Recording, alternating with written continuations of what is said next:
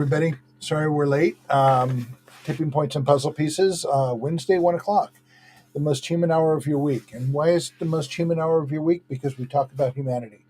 We talk about bringing people together. We talk about ways to connect in community, and the fact that we don't even really understand what community is anymore. So Marwan is sick and is possibly going to try and come on, but he's been fighting. Being ill for a couple of weeks. I'm very sorry about the background. My camera's being very funky today. I'm going to try and figure out what the problem is before next week. Um, the sad part is that Marwan has the footage from Stone Soup that he was editing together, so we could talk about that a little bit, which would be building on this. But that's not going to happen today. So I am going to try and put together something very special for next week, which will be both about food and about gardening and about community. And so let's talk today a little bit. There's so many things I want to say, and it would be so much easier if Marwan and I were talking because it gives you a better perspective than just me talking. And but to that end, I want to tell a little story.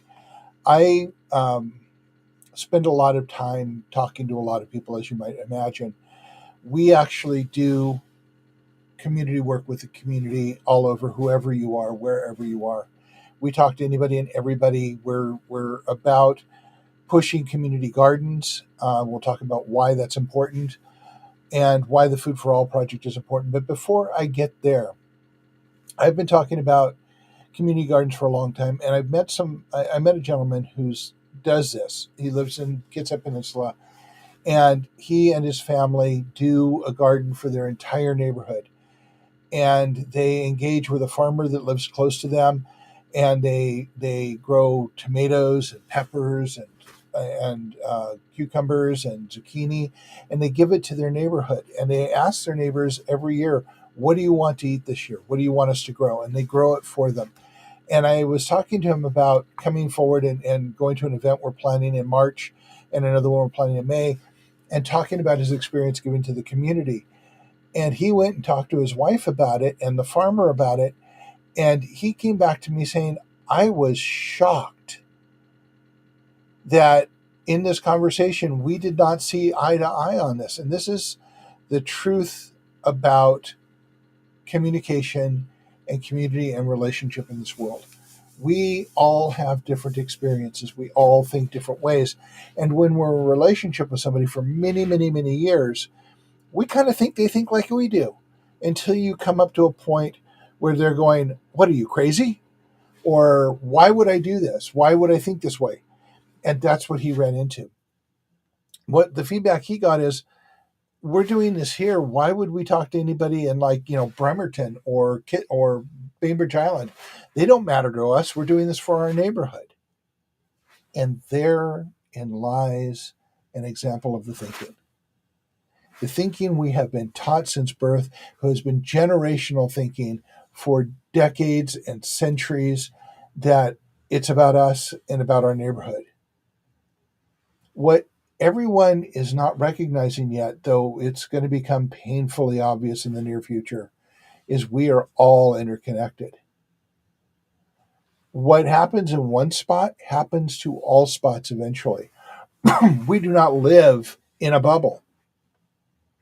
We live in a world where we share the resources, where we all live together. And while we are taught to ignore that, and we are taught to protect our own and hold on to our own, we do not thrive until we thrive together. And that is why things are getting worse and worse and worse. Now, I had a conversation about this many times. I did the presentation about the economy, about how money is changed in view, how we've gone from one place to another. And it's not all about capitalism. That's just a symptom of the whole. We have to start having conversations with each other so that we can understand that we need each other. All of us need each other in order for us to fix what's broken. And in this case, he asked me, "What do I do?" And I said, "You start a conversation." And it's going to be a lot of conversations. And you try and understand why this person who's close to you feels that they can't do more than they can do. And and all of us feel that way or know people that feel that way. It's all of our culture. We are all constantly being we're constantly all making ourselves smaller. We are not connecting to people. The internet did not help. The information age exacerbated the problem and accelerated the deterioration. And it's not because we're walking around our cell phones. Trust me, that's a huge problem too. It's because we are now seeing the results almost immediately of long-term messaging that is negative and unhelpful to us. We are seeing the result of hate. We are seeing the result of our negative thinking, our negative impact on the world. We're seeing the result of the fear being presented instantaneously. It's happening so fast that it is seemingly more painful and more and worse than it's ever been. Trouble is, it's always been this way. It's been this way for thousands of years, and now we are seeing it in our face all of the time, and it's overwhelming us. And we start taking drugs. We start doing, drinking more. We start just trying to not see anything outside of us because all we can do is survive. The thing is that isn't surviving. That's dying slowly. Surviving is connecting with people, learning to trust them, building relationships with them, and creating the capacity to thrive together. This cultural artificial intelligence, let's use the boogeyman, artificial intelligence that is our organic artificial intelligence is how we describe our culture. We have to reprogram it. And the way we reprogram it is to, hey, come tell us about your experience. Let's put our pieces on the table and figure out how to work together better. And I know this is really esoteric and very frightening, and a lot of you can't hear this. But breaking bread together, being human together, learning to trust each other, these are the ways that we can reprogram the culture that is creating an unlivable world for us humans. And we have to do this together. And we have to do it by creating one relationship and another. So, what does this have to do with Food for All? And I wanted to go back to the story, is that it all started with the Food for All. We are trying to get a garden in every neighborhood in Kitsap County. Now, secondary story, I was at the Starbucks over in Kitsap Way and National today because it was Have Coffee with a Cop. And I was curious, and I've talked to our law enforcement people on several occasions, but never liked the conversations I had today. And in that conversation I had with the Sheriff's Department, with the Washington State Patrol, with Port Orchard Police Department, with the Bremerton Police Department, all of those conversations were around how do we build community and how do we build capacity, because they are all aware of dangers, of disasters, of climate change. They don't have a plan for it because it's hard to plan for. I mean, they are, law enforcement trying to get things done, but this is really hard stuff. And it's going to take somebody that's outside of a bureaucracy having conversations amongst a lot of different people to get where we need to go. But when I started saying we want to have people creating gardens together, all in every neighborhood in Kitsap County, to create food security and to create relationships and to create the ability to work together to change things, they were all pretty excited about it. They thought it was a pretty keen idea. And that allowed us to start another conversation about how law enforcement can integrate back into the community and stop being distrusted by everybody. And the other day, I put a word up on the Kitsap Resiliency Project page, discernment. And I have not put one up today, but I will. And the thing is that we hear a lot of bad things about police officers. We hear a lot of bad things about how the police act with people of color. We hear a lot of bad things about police integrated with community and or not integrated with community, about the militarization of police. And there is truth in this. but it is not true universally. And we need to see that, and that requires discernment, the ability to see beyond what we've heard and to understand the truth of the statement. Are they perfect? No. Are they helpful? In every way they can be, given what they have to work with and the limitations they have. Can there be better? Oh yes, but better would include community involvement, and that is vitally important to this. And they see that, and they like, and they want to do that, and they just are stuck like everybody else. How do we get there? And that's where this conversation that Marwan and I have, and that I'm working on today with you, to get people closer together, to find ways through gardening, through conversation, through breaking bread, to create a space in which relationships can be built and communities founded. So why are we doing this? I know it seems esoteric that community getting together is going to solve these things, but the first thing it does is it removes stigmas about people and group and race and all of these things, because we don't have those so much when we actually know somebody, when we actually get to know who they are. They may have not have voted the way we vote. They may not go to the church that we go to. They may be seemingly less social. They may not be socially graceful as we are, or they may be more socially graceful as we are, and we think that they're snobs or whatever. And these are all frames and bottles and silos that we put things in to label them, but they aren't true. They aren't truth. We as human beings are the compilation of all of our life experiences, all of our education, all of our trauma, all of our pain, all of the things that have formed us, and the things we've had to overcome, and the things we're still trying to deal with. We are human beings. We are flawed. We are broken, and we cannot not be broken because our culture is broken. We are afraid, and we feel alone. And while we can't put ourselves in other people's heads, we can be in relationship with people, and together we can do many, many more things. And I know you're tired of hearing this, but every time I say this, I want you to hear it clearly. The first three words of the United States Constitution are "we the people." But we have to be we the people, not you the person, not the politicians you elect, not the bureaucracies that have been created. We, the people, are the ones that hold everybody accountable. We, the people, are what this is all supposed to be about, even though it isn't anymore. So we, the people, have to make those changes.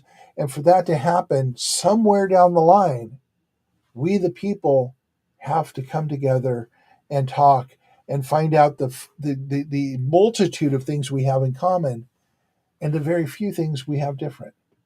And we have to be able to set those aside and talk about our humanity and the things that benefit the most of us. And we have to set priorities. That's what grassroots is all about. But we start that grassroots by creating capacity and a triple win situation by putting a garden in every neighborhood in Kitsap County. And I know that seems like a huge leap, and you're going, well, how is that going to work?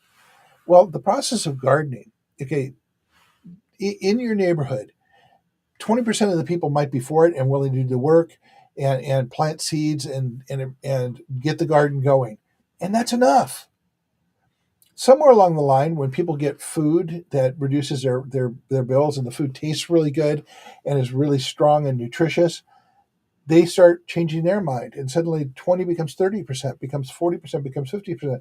And if you don't get everybody in the neighborhood, that's okay. You won't. Not initially, not for a long time, because this work is generational work. It's seeds that you're planting now that will bear fruit 50 years, 100 years down the line. But in that process, a lot of good things are going to happen and a lot of changes will occur. And each of those little changes starts reprogramming our toxic culture to better support our humanity. We change our culture by changing our relationships with each other. And I know that there's somebody's out there going, well, do I have to go to therapy? You have to have relationships, and you have to be willing to do the work to look at yourself and look at your relationship and put your fear aside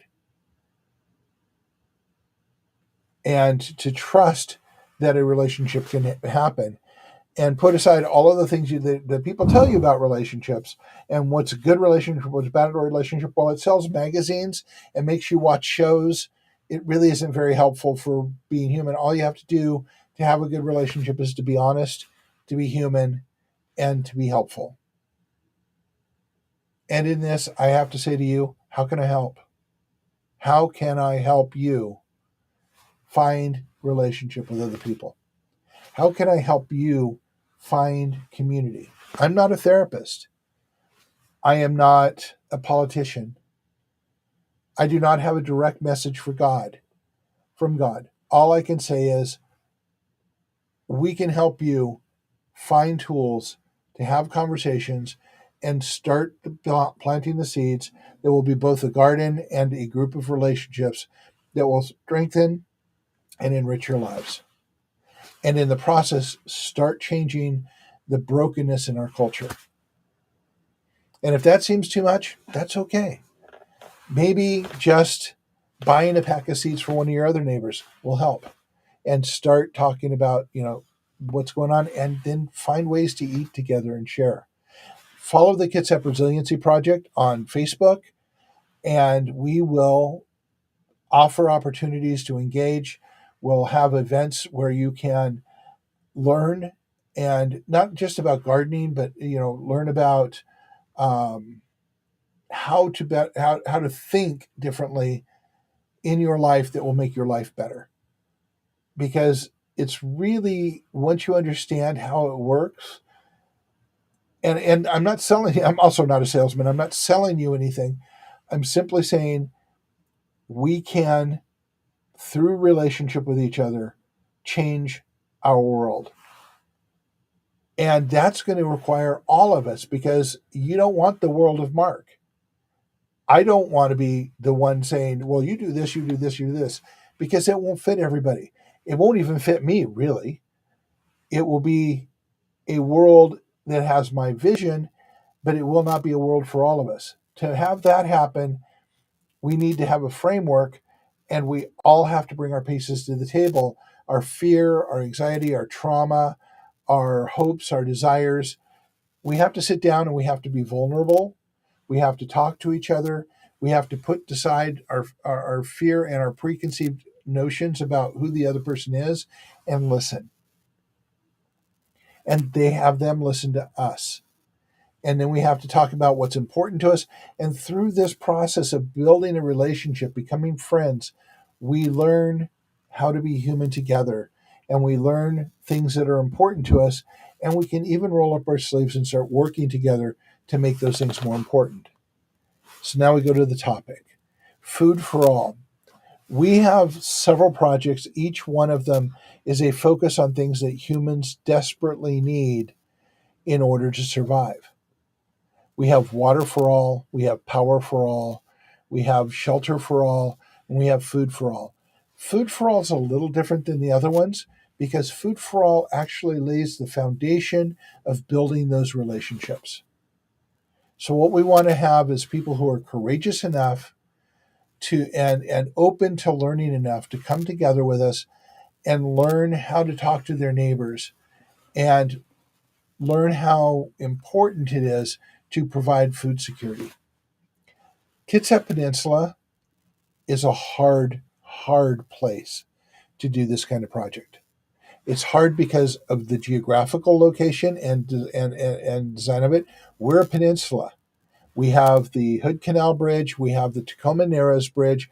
We have narrow roads going north and south through Belfair and Mason County. We have ferries that come across from um, Edmonds and Seattle to Kingston, to Bainbridge Island, to Bremerton. And if any of those or all of those become unavailable, we are isolated. It means food can't come to the peninsula. Power could be disrupted for a very long time. We have a situation where we are completely dependent on the outside. And part of this is, as Kitsap County, and let me add the other two difficulties. We have people who are military here who come and go and aren't really invested in the county itself. They're doing their tour and they're leaving. We also have people that come to the county, that are in the county, that are predominantly commuters. They spend all of their time on the boat and traveling back and forth. They really aren't here to the degree as the of people who live here. And then you have a lot of people who live here, but you got to understand there aren't a tremendous amount of jobs here. So a lot of those people are service providers, are lower income people, are people just learning, trying to survive, and that's getting harder and harder and harder as rents go up and up and up. So it's a hard place. And if anything happens, it gets way harder, way faster with lack of electricity, with lack of food shipping in, medication, all of those things become far harder and are going to devastate us. Together with gardening, we can start creating the food resources we need to have local food production and have that at least starting to be taken care of. There's another phase of this is phase one of the Food for All. Phase two is actually creating grow centers here to grow on a mass scale to provide to the stores, to create jobs and more resources. But right now, I want to talk about gardening. I want to talk about putting a garden in your neighborhood. And if you don't have the space to have a garden, look for the gardeners in your neighborhood and go ask them, how can I help you? How can I help you grow more so more people get fed? What can we do together to feed our neighborhood? And that's the place you start the conversation. So I know that this is, I started late and it's going to be a little bit short, but it's much easier when I'm talking to Marwan because we get this interaction and I don't really want to spend 45 minutes lecturing you. I've said pretty much what I need to say. I am really happy that the law officers in this county are so open and forthcoming and want to engage with people and want to do better, um, and want people to engage with them. It was a beautiful thing. But more importantly, they're engaging with each other. Different agencies work together. And that's something I did not know that I'm very happy to have heard. Um, I'm very happy that the person I talked to who had the conversation with the wife is willing to go back and have that conversation. And as long as it takes, or as many conversations have to have, so they can come to the same page that their story being told to a lot of other people is very little to give for a whole lot of positive outcome. But what we really need is we need you guys to step up. We need you guys to show up.